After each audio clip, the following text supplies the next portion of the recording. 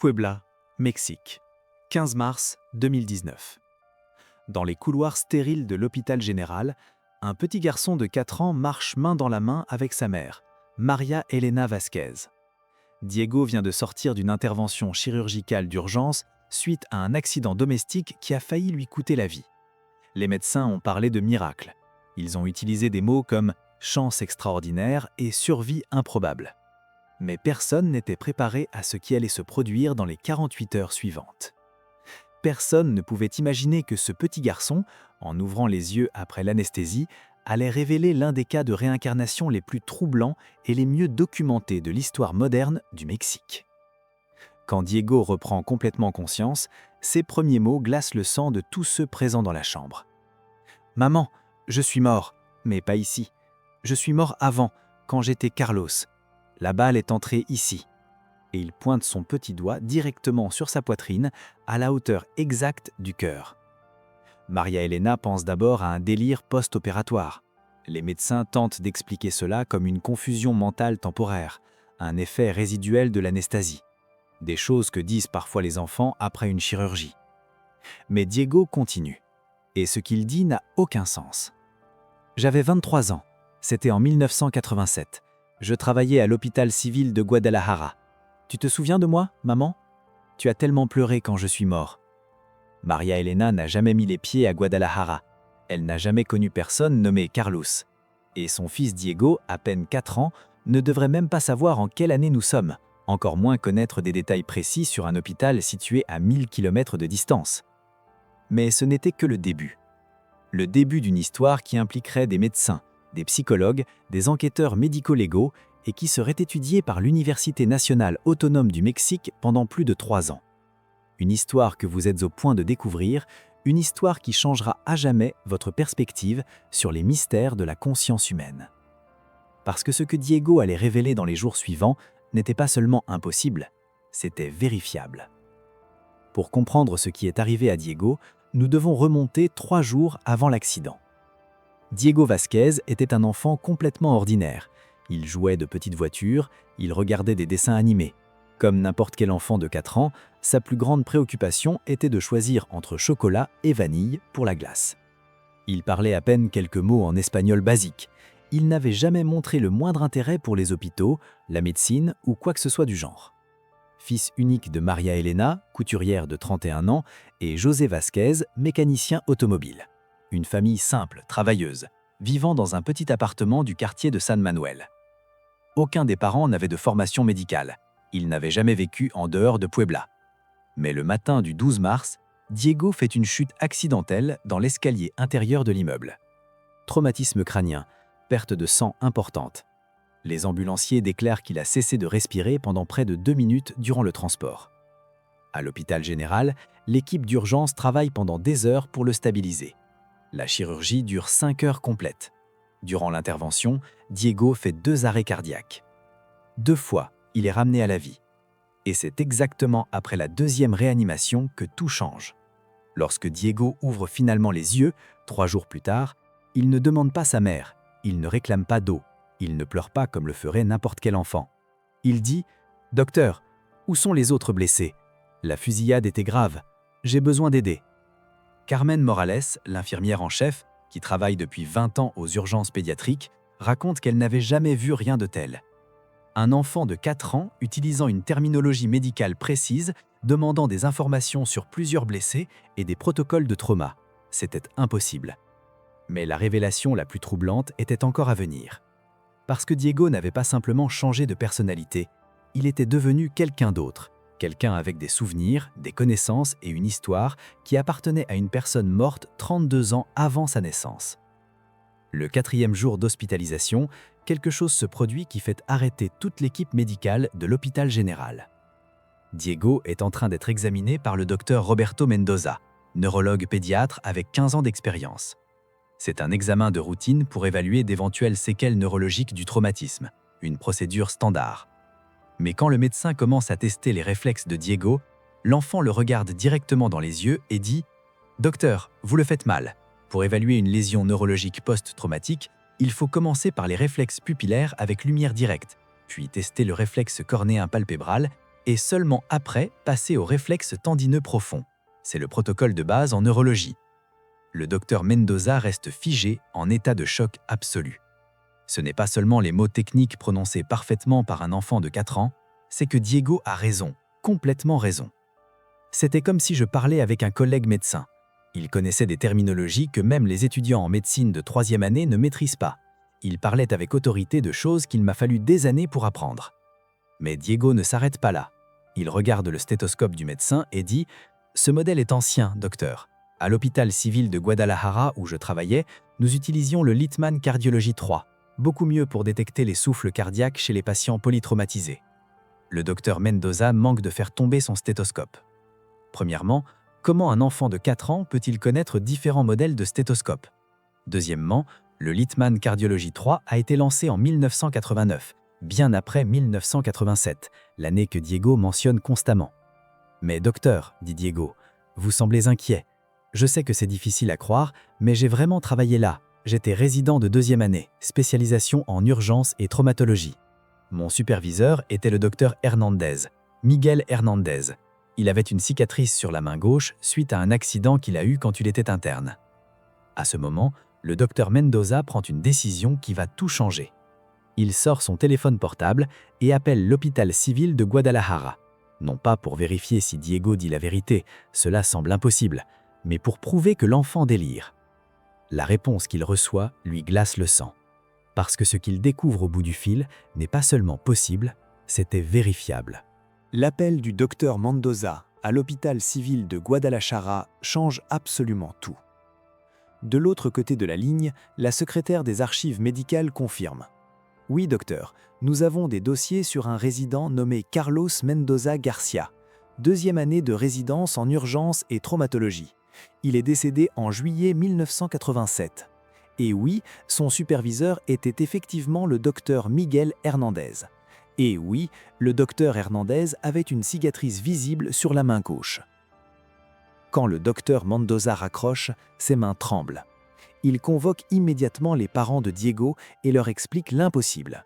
Leur fils de 4 ans vient de fournir des informations précises sur un médecin mort 32 ans avant sa naissance. Maria Elena et José ne peuvent pas traiter l'information. Comment est-ce possible? Comment Diego sait-il des choses qu'eux-mêmes ignorent? Et pourquoi insiste-t-il tant sur le fait qu'il doit rentrer à la maison à Guadalajara? Pendant 3 jours, Diego devient de plus en plus agité. Il ne mange pas bien, il ne dort pas. Il répète constamment « Je dois rentrer à la maison, ma famille m'attend, ils ne savent pas que je vais bien. » C'est alors que Maria Elena prend la décision la plus difficile de sa vie.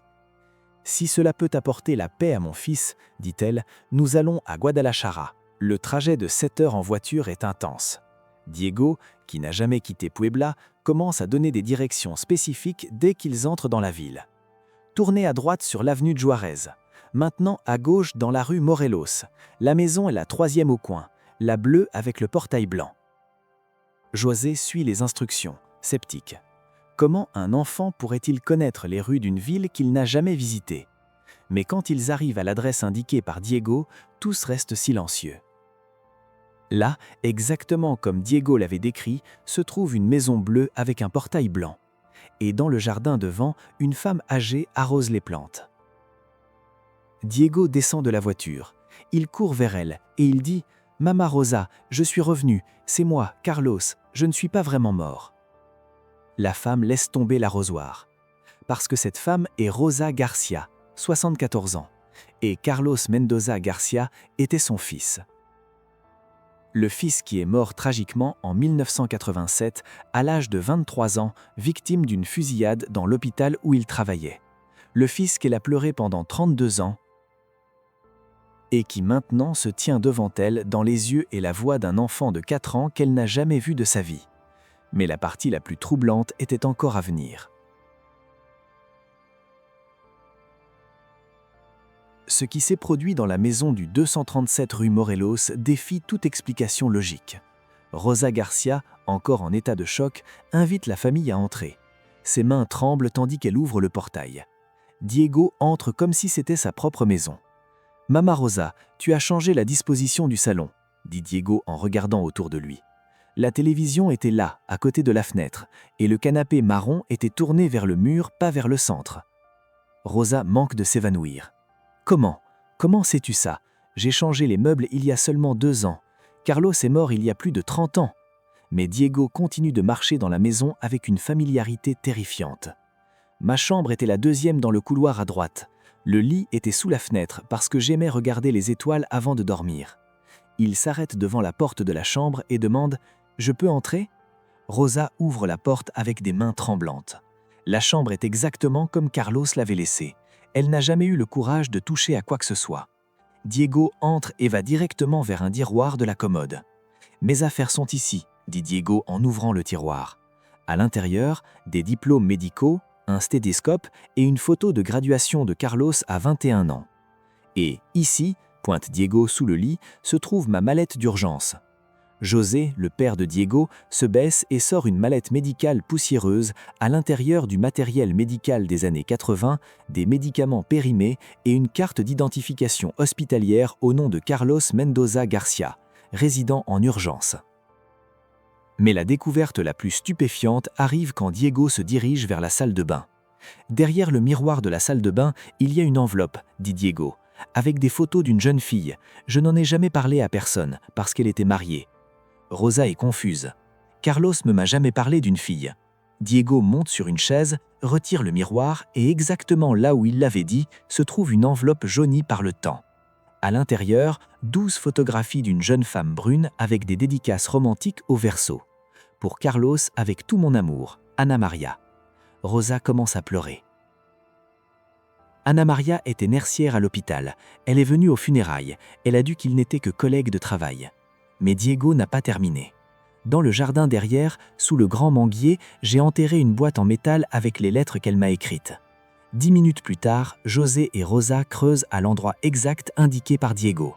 À 1 mètre de profondeur, ils trouvent une petite boîte en métal rouillée. À l'intérieur, 27 lettres d'amour d'Ana Maria pour Carlos, toutes datées de janvier à juin 1987. La dernière lettre est datée du 15 juillet 1987, 3 jours avant la mort de Carlos. Elle dit « Mon amour, je ne peux plus cacher cela à mon mari. Je vais tout lui dire demain. S'il me pardonne, nous pourrons être ensemble. Je t'aime, Carlos. » Diego regarde Rosa et dit, avec la voix d'un enfant mais le poids d'un adulte, « Elle n'a pas pu lui dire, Mama, parce que je suis mort. » Le lendemain, Rosa Garcia prend une décision courageuse. Elle appelle l'hôpital civil de Guadalajara et demande à parler à quelqu'un des archives médicales. « J'ai besoin d'informations sur mon fils, Carlos Mendoza Garcia. Il est décédé ici en 1987. » La secrétaire des archives, Madame Patricia Herrera, qui travaille à l'hôpital depuis 35 ans, se souvient immédiatement du cas. « Ah oui, le résident qui est mort dans la fusillade du 18 juillet. Cas terrible. J'ai tous les documents ici. » Rosa demande si elle peut venir là-bas avec sa famille, incluant Diego. Elle a besoin de comprendre ce qui se passe. 2 heures plus tard, dans les archives médicales de l'hôpital civil, Patricia Herrera étale sur la table tous les documents liés à la mort de Carlos Mendoza Garcia. Certificat de décès, rapport d'expertise, déclaration de témoins, photos de la scène du crime. C'était un braquage, explique Patricia. 2 hommes armés sont entrés aux urgences à 23h47. Carlos était de garde. Quand ils ont essayé d'emporter les médicaments contrôlés, il a réagi pour protéger les patients. Diego, qui jusqu'alors jouait tranquillement avec un jouet, lève les yeux et dit « L'homme en chemise rouge avait un tatouage de scorpion sur le bras droit. L'autre était plus petit et boitait de la jambe gauche. Au début, il ne voulait blesser personne. » Patricia reste paralysée. Lentement, elle prend la déclaration policière d'une infirmière qui a été témoin du crime. 2 individus, l'un portant une chemise rouge avec tatouage visible sur le bras droit, forme de scorpion, le second, de petite taille, présentait une claudication au membre inférieur gauche. Le document est là depuis 32 ans, mot pour mot identique à ce que Diego vient de dire. Mais il y a plus, continue Diego. Quand l'homme à la chemise rouge m'a vu essayer de protéger Madame Esperanza, elle était hospitalisée avec une pneumonie dans le lit 12, il a crié « Écarte-toi, docteur !» J'ai dit « Je ne veux pas vous laisser lui faire du mal !» C'est là qu'il m'a tiré dessus. Patricia, les mains tremblantes, cherche un autre document. Déclaration de la patiente. Esperanza Morales, 67 ans, lit 12, hospitalisée pour pneumonie.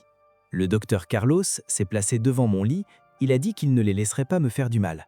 Le bandit lui a crié de s'écarter, le docteur ne s'est pas écarté, alors l'homme lui a tiré dessus. Diego regarde les papiers et pointe une photo en noir et blanc. C'est Madame Esperanza. Elle avait un rosaire dans la main. Elle restait à prier à voix basse pendant toute l'aube. Elle a survécu. Patricia vérifie dans les registres. Esperanza Morales a reçu son autorisation de sortie 3 jours après l'incident. Elle a vécu jusqu'en 2003. C'est bien, dit Diego en souriant, pour la première fois depuis qu'il est arrivé à Guadalajara. Elle était très gentille avec moi. Elle m'offrait toujours des bonbons au miel qu'elle gardait sur sa table de nuit. Rosa commence à pleurer. Ce ne sont pas des larmes de tristesse, ce sont les larmes d'une mère qui comprend enfin que son fils est mort en héros et que, d'une manière impossible, il est revenu pour raconter son histoire. Mais les archives de l'hôpital révèlent quelque chose d'encore plus extraordinaire. Il y a autre chose, dit Patricia, en prenant un dossier spécial de l'archive. Quelque chose que très peu de gens savent. Carlos a laissé une enregistration.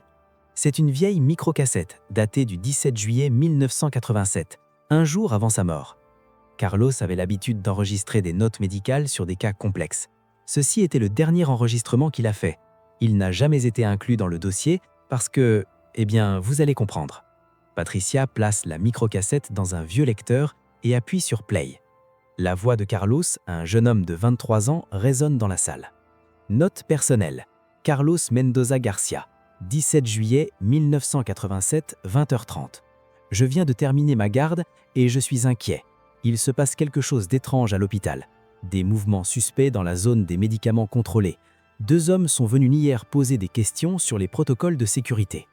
Diego, qui jouait tranquillement avec un crayon, s'arrête immédiatement et regarde le lecteur. La voix continue. L'un avait un tatouage de scorpion sur le bras droit, l'autre était plus petit et boitait de la jambe gauche. Ils prétendaient être des inspecteurs du secrétariat à la santé, mais quelque chose ne collait pas. Je vais prévenir la sécurité demain. La voix s'arrête. Tous restent dans un silence absolu. Puis Diego s'approche du lecteur et dit « Je peux parler ?» Rosa acquiesce, encore en train de traiter ce qu'elle vient d'entendre. Diego parle directement au microphone, comme s'il conversait avec un vieil ami. « Carlos, c'est moi, ou plutôt c'est nous. Tu n'as pas pu prévenir la sécurité, tu te rappelles? Ils sont revenus le lendemain, juste quand tu t'occupais de Madame Esperanza. » Patricia rallume l'enregistreur. Et ce qui suit alors sera enregistré et ultérieurement étudié par des spécialistes en phénomènes paranormaux de l'Université nationale de Guadalajara. Parce que quand Diego continue de parler, une seconde voix commence à répondre à travers le lecteur. « Je peux t'entendre. Comment c'est possible ?» C'est la voix de Carlos. Mais Carlos est mort il y a 32 ans et le lecteur reproduit une conversation qui se déroule en ce moment précis. « C'est possible parce que nous sommes la même âme, répond Diego.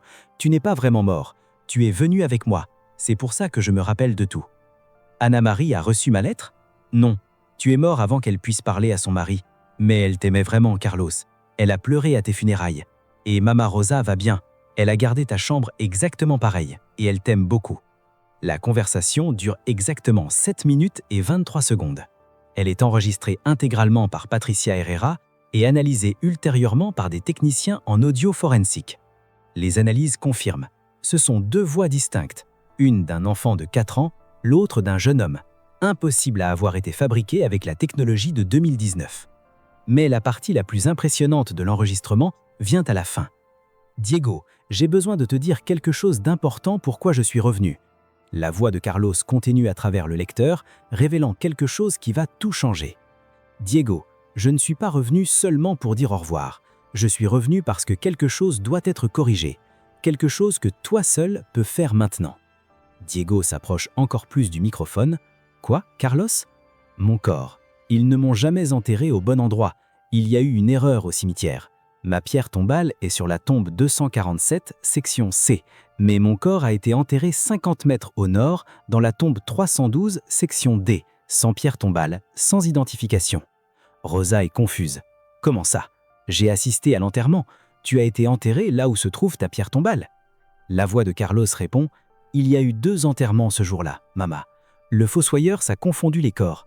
L'homme de la tombe 312 est à ma place et je suis à la sienne. » Diego dit alors quelque chose qui paralyse tout le monde. Dans la tombe 312, section D, à exactement 2,3 mètres de profondeur, Vous trouverez un cercueil marron avec des ferrures dorées. À l'intérieur, en plus du corps, il y a une ring de graduation de la faculté de médecine de l'Université de Guadalajara, avec les initiales CMG gravées à l'intérieur. Patricia Herrera note tout frénétiquement. Comment un enfant de 4 ans connaît des mesures aussi précises? Parce que je suis Carlos, répond Diego, et j'ai besoin de reposer au bon endroit pour pouvoir continuer en paix. Mais la révélation la plus stupéfiante était encore à venir. Dans le cercueil, en plus de la bague, vous trouverez une lettre. Je l'ai écrite pour Anna-Marie la nuit avant de mourir, mais je n'ai jamais pu lui donner.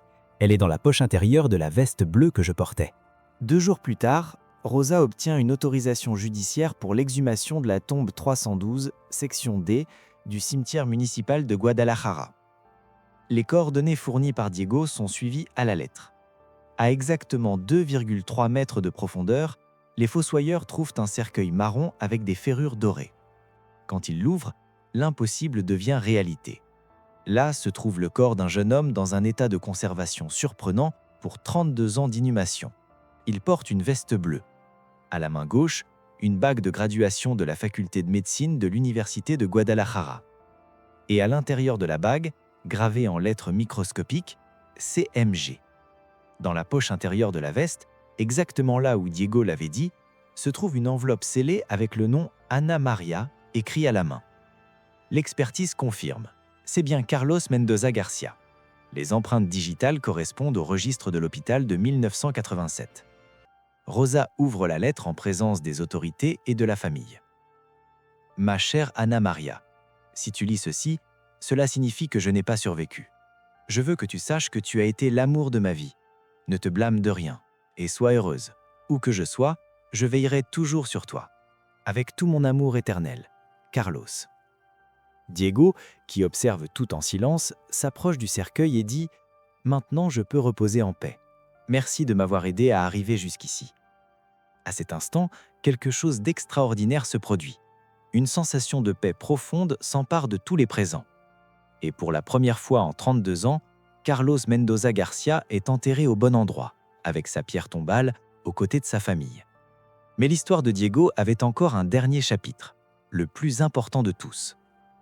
3 semaines après l'enterrement de Carlos, quelque chose d'extraordinaire se produit dans la maison de Rosa Garcia. Diego est retourné à Puebla avec ses parents, mais il continue d'appeler Rosa tous les jours. Les conversations se terminent toujours de la même façon. « Mama Rosa, je dois revenir là-bas. Il y a une personne que je dois rencontrer. » Quand Rosa demande qui, Diego répond toujours « Tu sauras quand elle arrivera. » Et au matin du 15 avril 2019, exactement 1 mois après l'accident de Diego, quelqu'un sonne à la porte de la maison de la rue Morelos. Rosa ouvre et se trouve face à une femme d'environ 55 ans, aux cheveux grisonnants, tenant un bouquet de fleurs blanches. « Excusez-moi de vous déranger, madame, » dit la femme. « Je m'appelle Ana Maria Herrera. J'ai travaillé avec votre fils Carlos à l'hôpital. J'ai appris que vous aviez trouvé une lettre. » Rosa manque de s'évanouir. Ana Maria, l'infirmière de l'histoire d'amour secrète. Après 32 ans, elle est revenue. « S'il vous plaît, entrez, » dit Rosa encore en train de traiter cette coïncidence impossible. Ana Maria entre dans le salon et commence à expliquer. « Je me suis mariée, j'ai eu des enfants, j'ai construit une vie, mais je n'ai jamais pu oublier Carlos. Quand j'ai appris par la presse l'exhumation et la lettre, je devais venir. » À ce moment, le téléphone sonne. C'est Diego qui appelle de Puebla. « Mama Rosa, elle est arrivée, n'est-ce pas? Ana Maria ?» Rosa se fige. Comment Diego peut-il savoir? Comment tu...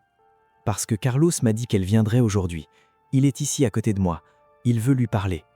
Rosa passe le téléphone à Ana Maria qui tremble. Allô? La voix de Diego résonne dans le téléphone, mais le ton, l'intonation sont complètement différents. C'est la voix de Carlos. Ana Maria, mon amour, tu es plus belle que dans mes souvenirs. Ana Maria commence à pleurer de manière incontrôlable. Carlos, c'est vraiment toi? C'est moi, mon amour. J'ai reçu ta lettre, celle du 15 juillet. J'aurais tant aimé pouvoir rester pour parler de notre avenir. Carlos, je suis tellement désolé. J'aurais dû parler à mon mari avant. Si j'avais... Ne te blâme pas, Anna. Tu as fait ce que tu pensais être juste. Et je comprends. J'ai toujours compris. La conversation dure 45 minutes. Ana Maria et Carlos parlent de tout. Les projets qu'ils avaient ensemble, les enfants qu'elle a eus, la vie qu'il n'a pas pu vivre. À la fin, Carlos dit « Ana, j'ai besoin de te demander quelque chose. Tu as un superbe fils de 28 ans, Miguel, qui étudie la médecine, n'est-ce pas ?» Ana Maria s'alarme. « Comment sais-tu cela ?»« Parce que je veille sur lui même sans que tu le saches. Il va obtenir son diplôme l'année prochaine et il va être un médecin incroyable, comme son père. » « Son père ?»« Ana, Miguel n'est pas le fils de ton mari, c'est mon fils, notre fils. » Le silence est absolu.